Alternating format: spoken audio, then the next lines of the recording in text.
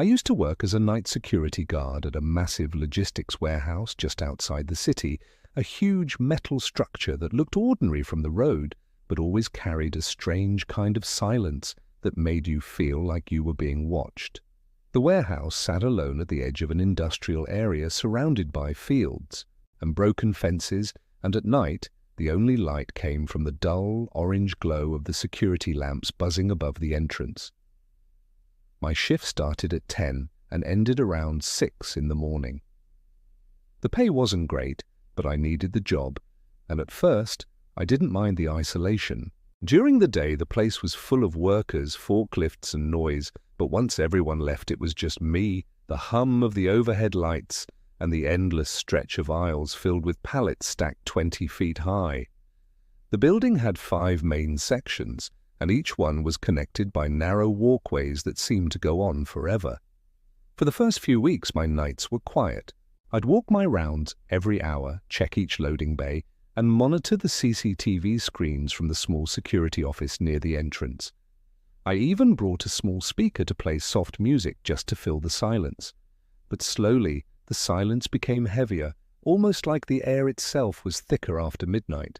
I began noticing faint noises, footsteps that seemed to follow a few steps behind me but always stopped when I turned, the distant sound of metal shifting or boxes scraping against the floor, even though no one else was there. I tried to rationalize it. Maybe it was the building settling, or the temperature making the steel expand and contract. But then the security sensors started triggering without reason. One night, around 2:45 in the morning, I was sitting in the office watching the monitors when 3 different motion sensors went off at once, each one in a different corner of the warehouse.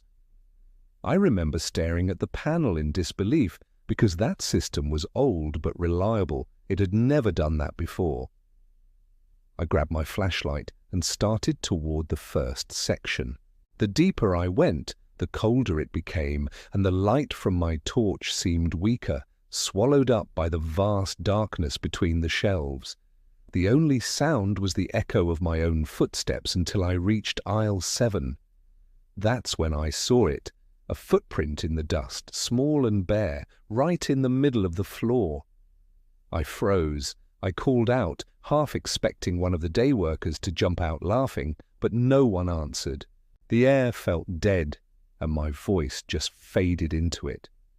When I got back to the office, I reviewed the camera feed for that aisle, but the footage had glitched exactly when the sensors triggered.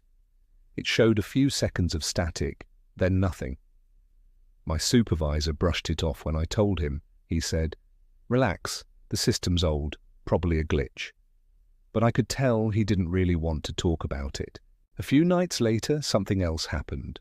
Around 3:10 a.m., the lights flickered twice, then the power cut out completely. Only the dim red emergency lights came on, painting the whole place in an eerie glow. I remember walking back toward the generator room when I saw one of the forklifts sitting in the middle of the aisle, parked at an odd angle. The key wasn't in the ignition. I knew for a fact it hadn't been there earlier. When I placed my hand on the metal, it was warm, like someone had been using it just moments ago. My heart started pounding, and for the first time, I felt genuinely uneasy. Then I heard it, a loud metallic crash that echoed across the entire warehouse. It sounded like something massive had fallen or slammed against the wall. I radioed my supervisor, but all I got was static. I moved cautiously toward the loading bay, where the noise had come from, and as I approached, I saw the massive steel doors shaking, like something had hit them from the outside. I stood there for a few seconds, frozen, before the movement stopped. When I went back to the office, every monitor was black except for one, the camera aimed at the forklift. The screen flickered, and for just a moment, I saw the forklift rolling backward on its own. Then right before the feed cut out, a figure appeared in the driver's seat wearing a reflective vest. The face looked pale, blurry, almost like the camera couldn't focus on it. I tried replaying the footage, but it was gone. The next morning, my co-worker, a guy who'd been there for years, looked uneasy when I told him. He said, You know someone died in that warehouse a few years ago, right? Crushed by a forklift in aisle 7. That's why no one likes doing the night shift here. I didn't know what to say. I told myself maybe I was just tired, imagining things, but part of me knew that wasn't true. The following night, when I came in, something new was waiting on my desk, a torn piece of a reflective vest covered in dark grease. I asked everyone who'd been on the evening shift, but no one admitted leaving it there. After that, I couldn't shake the feeling that something was following me. Every time I turned a corner, I'd catch movement in the corner of my eye, a shadow slipping out of sight. Sometimes the air felt colder near aisle 7, and once, I swear, I heard the faint sound of an engine turning over even though all the forklifts were powered off and locked. I started skipping that aisle on my rounds, but one night, curiosity got the better of me. I walked down aisle 7 slowly, scanning the racks with my flashlight. Everything looked normal until I noticed a streak of oil on the concrete floor leading toward the far wall. I followed it and found an old photo lying in the dust, a group of workers standing beside a forklift. Their faces were faded, but one man in the middle caught my attention. He wore the same vest I'd found on my desk, and his expression was strange, like he wasn't supposed to be in the picture at all. I pocketed the photo and left the aisle, feeling like something was breathing on the back of my neck. That was my last night working there. I quit the next morning without giving notice, but a few months later, one of my friends texted me. He'd taken the job after me, same position, same shift. His message was short, but it made my stomach drop. He said, "Hey man, did you ever see the forklift move by itself?" I never replied. I deleted his message and blocked the number. I still drive past that warehouse sometimes, and the lights are always on, even when the lot's empty. And every time I see it, I swear I can almost hear the low hum of an engine idling somewhere deep inside, waiting for someone to come back. I worked as a maintenance technician in a mid-sized hospital for almost 7 years, mostly doing night shifts because I preferred the quiet. Hospitals at night have a strange rhythm. The halls are dim, the air is colder, and the constant beeping of machines becomes almost hypnotic. You get used to the silence, but there's always this underlying tension, like the building itself is holding its breath. My job was simple: fix what breaks, keep the lights running, and stay invisible. One night, around 1:30 a.m., I got a radio call from the nurse station saying that one of the hallway lights in the East Wing had gone out. The East Wing wasn't used much anymore. Most of it had been sealed off years earlier when they built the new surgical center. I'd walked past those doors hundreds of times. They were always locked and covered with a thin layer of dust, the kind that only settles in places forgotten for too long. So, when I heard the words East Wing, I hesitated. I asked for clarification, but the nurse on duty just said, "Room 39B, light fixtures flickering, patients are complaining." I knew there shouldn't have been any patients in that section, but I didn't argue.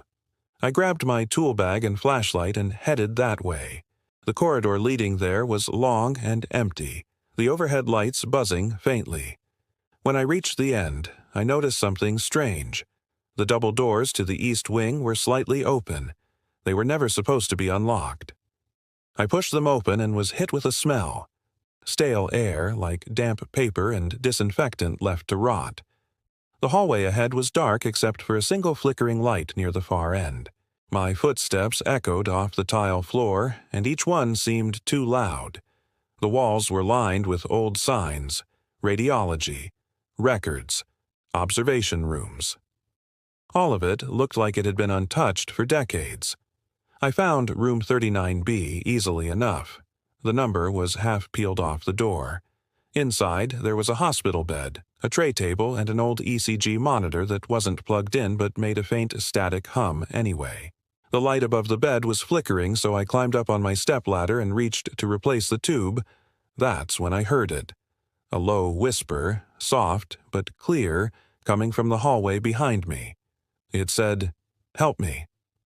I froze, turned my flashlight toward the door, and called out, "Who's there?" No answer. I waited for a few seconds, then went back to work. But before I could finish, the whisper came again, closer this time. "Please, help me." I stepped off the ladder, heart racing, and shone my light down the hallway.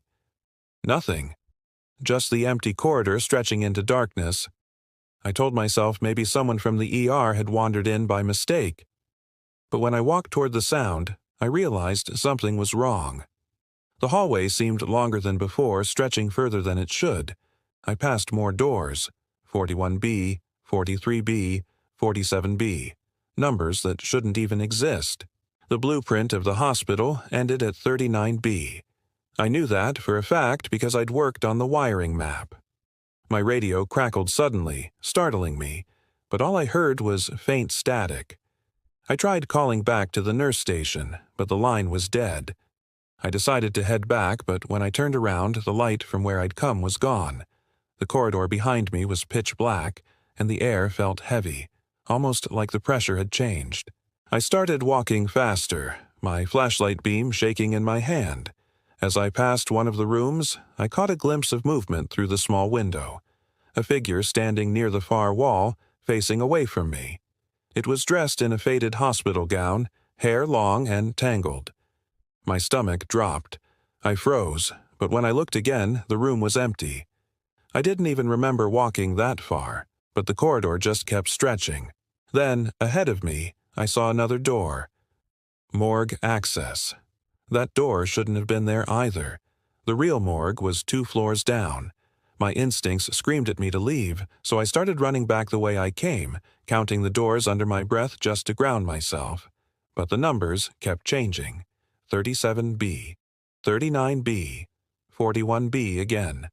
I felt disoriented, like I was running in circles. Then, suddenly, I saw something move at the end of the hall. A shadow gliding along the floor, slow and deliberate.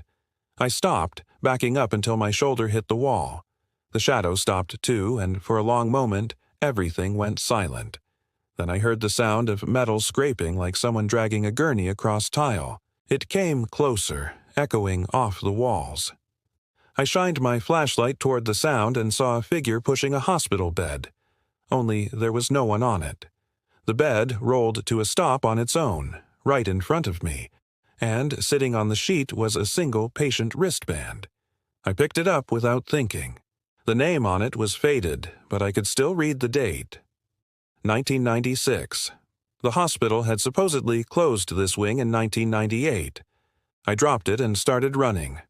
The air felt colder now, and the hallway lights began flickering all at once, each flash revealing quick glimpses. A face peering through a window, a hand gripping the frame of a door, someone standing just behind me in the reflection of a glass cabinet.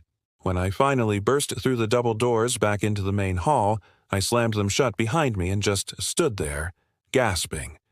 The lights out here were bright again, the sound of distant machines humming like nothing had happened.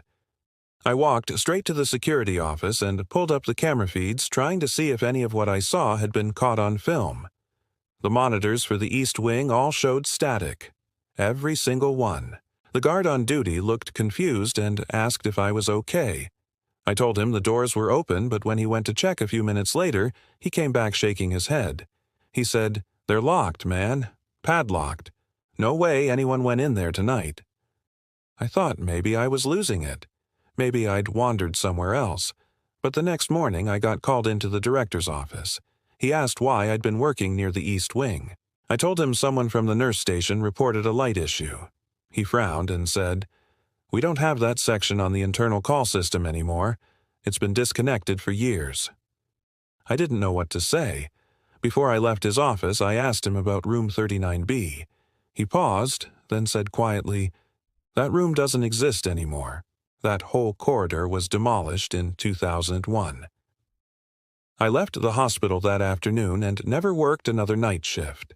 But sometimes when I can't sleep, I still hear the faint hum of fluorescent lights and that whisper echoing in the back of my mind.